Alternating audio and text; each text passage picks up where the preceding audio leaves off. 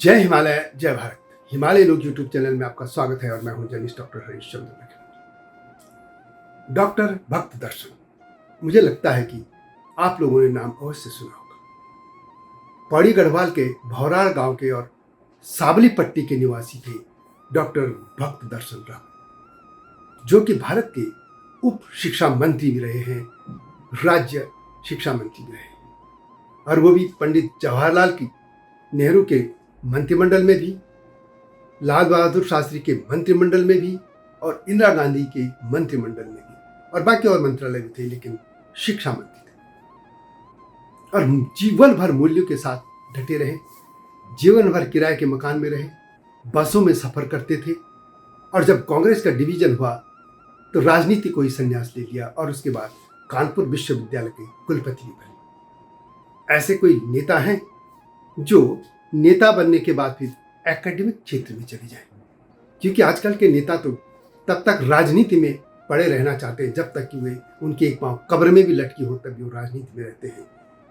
वो चाहते हैं कि वो सत्ता में रहकर उनको कब्र में ले जाए, शमशान घाट ले जाए, लेकिन ऐसे लोगों को आज भुला दिया गया। आज 30 मार्च 2024 है और 30 मार्च 1991 को उनका निधन हो गया था, यानी आज उनकी पुण्यतिथि भी है।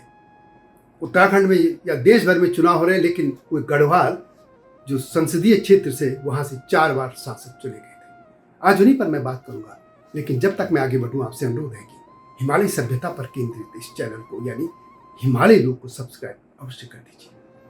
तो जी हाँ, बात करते हैं भक्त दर्शन यानी डॉक्टर भक्त दर्शन राव।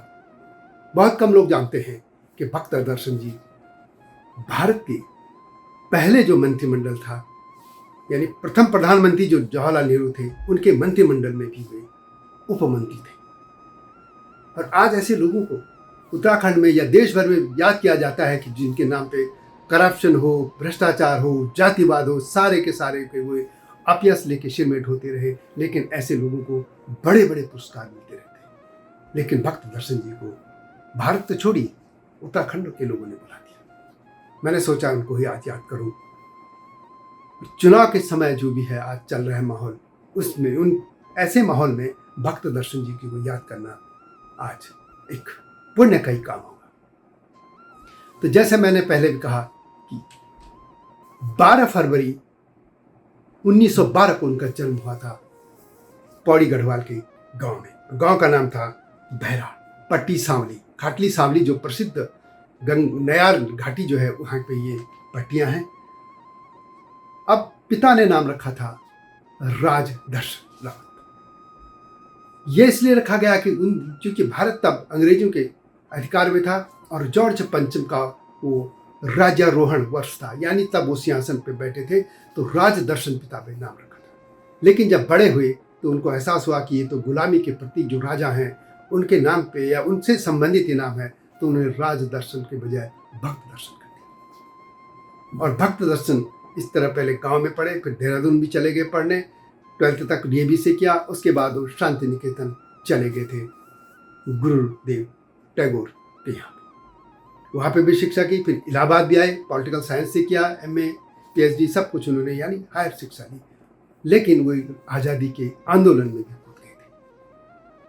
और आपको ये जानकर ताज्जुब होगा कि जब उनकी शादी हुई और शादी के अगले दिन हुए, वहाँ पे एक संगला कोठी जगह है, पोखरा ब्लॉक के वहीं पड़ता है।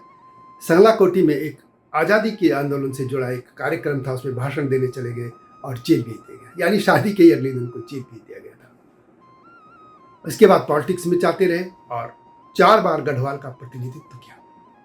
सादगी पूर्ण जीवन, गांधी जीवन जिसको कहते हैं, पूरा पहाड़ी जीवन यदि कह सकते हैं, वैसे ही वे लोग थे।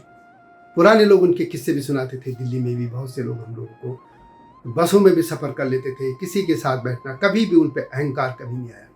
कर्मभूमि अखबार के वे संस्थापक संपादक भी रहे, पत्रकारिता में भी रहे, इलाहाबाद से निकलने वाले अखबारों में रहे, बहुत से वो काम करते रहे। उसके बाद जब पॉलिटिक्स में आए तो जैसा मैंने पहले कहा, वो उप शिक्षा मंत्री रहे। इंदिरा गांधी के समय पे जब आपको याद होगा कि कांग्रेस का डिवीजन हो गया था, एक कामराज जो वो था, उनके योजना थी, उसके तहत डिवीजन हुआ था, तो एक पुरानी कांग्रेस बन गई थी, एक इंदिरा कांग्रेस बन गई थी।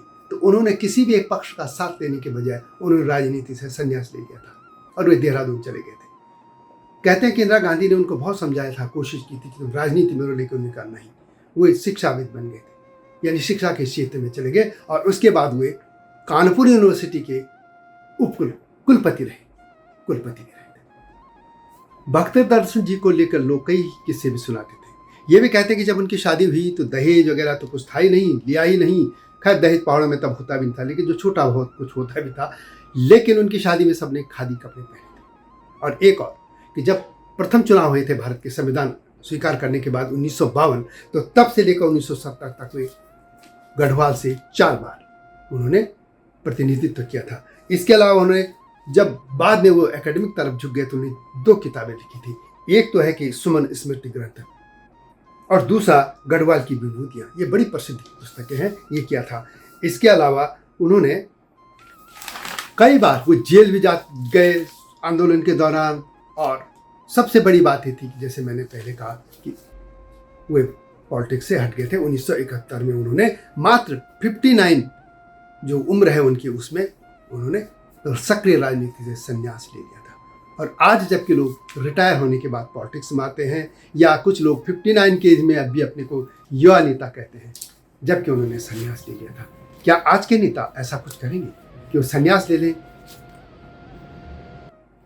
और एक सबसे बड़ी बात कि उस दौरान के जो भारत में नेता थे, उनमें सबसे योग्य नेता उनको गिना जाता था। योग्य नेताओं में से एक उनको गिना जाता था। और ऐसे लोग आज कहीं उनके नाम पे कुछ भी आपको दिखता है, कांग्रेस पार्टी या हो या भारतीय जनता पार्टी हो, उन्होंने अपने नेताओं के नाम पे वहाँ। तो ऐसे लोगों से भारत के नेताओं को प्रेरणा लेनी चाहिए। वीडियो कैसे लगी कमेंट में से लिखें। मिलता हूं नई गाथा के साथ, तब तक जय हिमालय, जय भारत। हिमालय पे पेड़ हो तो गीत गाएंगी नदियाँ, गीत गाएंगी नदियाँ। पेड़ों पे चिड़िया है तो गीत गाएंगी नदियाँ, पेड़ों पे चिड़िया है तो गीत गाएंगी नदियाँ। माँ की लोरी जैसे होते हैं नदियों के गीत।